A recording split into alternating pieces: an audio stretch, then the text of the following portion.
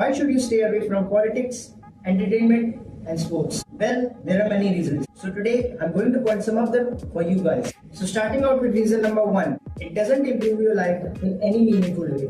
और अगर मैं इसका सबसे recent example दूँ, तो अभी जो स्टूडेंट प्रोटेस्ट हो रहे हैं, अगर जो स्टूडेंट्स चाहते हैं वो उन्हें मिल भी गया, जो कि रेजिग्नेशन है, तो उससे क्या हो जाएगा? तो उससे तुम्हारी लाइफ में क्या बेनिफिट आएगा? फिर कोई नया मिनिस्टर बनेगा जो कि उसी पार्टी का होगा, और इसकी भी कोई गारंटी नहीं है कि अगर नया मिनिस्टर बना तो वापस से ये सब गलतियां नहीं होंगी। ऐसे में तुम कब तक प्रोटेस्ट करोगे?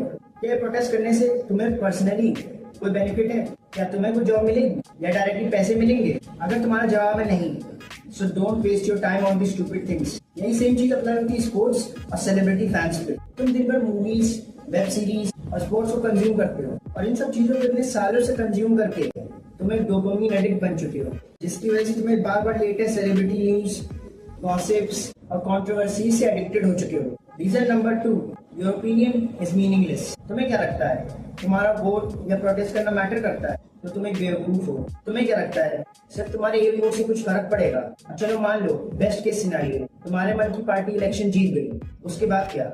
At the end of the day ये सारी पार्टियां एक जैसी हैं, इन्हें तुमसे या तुम्हारे इंटरेस्ट से कोई फर्क नहीं पड़ता है। वो हर इंसान की तरह यहाँ पे सिर्फ पैसा कमाने आए, लेकिन तुम घर पर एक लूजर बने बैठे हो, सोचते हो कि तुम्हारा वोट या तुम्हारी पार्टी आगे तुम्हें बचा लेगी। ऐसा कभी नहीं होने वाला है। अगर तुम्हें गर्मी में एसी चाहिए तो वो तुम्हें ही लेना पड़ेगा, कोई तुम्हारी मदद के लिए नहीं आएगा, ना तुम्हारे पॉलिटिकल लीडर्स, ना ही सेलिब्रिटीज और ना ही sports players. Reason number 3, your favourite celebrities and sports players don't even know that you exist. तुम अपने लाइफ का सारा time, energy and even money in celebrities के ऊपर भर भर के खर्च करते हो, पर बदले में क्या वो तुम्हारा नाम तक जानते हैं? तुम उनके लिए एग्जिस्ट भी नहीं करते हो। मान लो अगर कल को तुम मर गए, क्या उन्हें पता तक चलेगा कि उनका एक फैन मर गया? इनफैक्ट उन्हें घंटा फर्क नहीं पड़ेगा।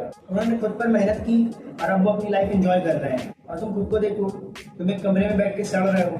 भाई विराट कोहली, भाई Thala for reason. Shut the fuck up. Reason number 4, you are the main character of your life. Then why are you wasting it by becoming a side character of someone else?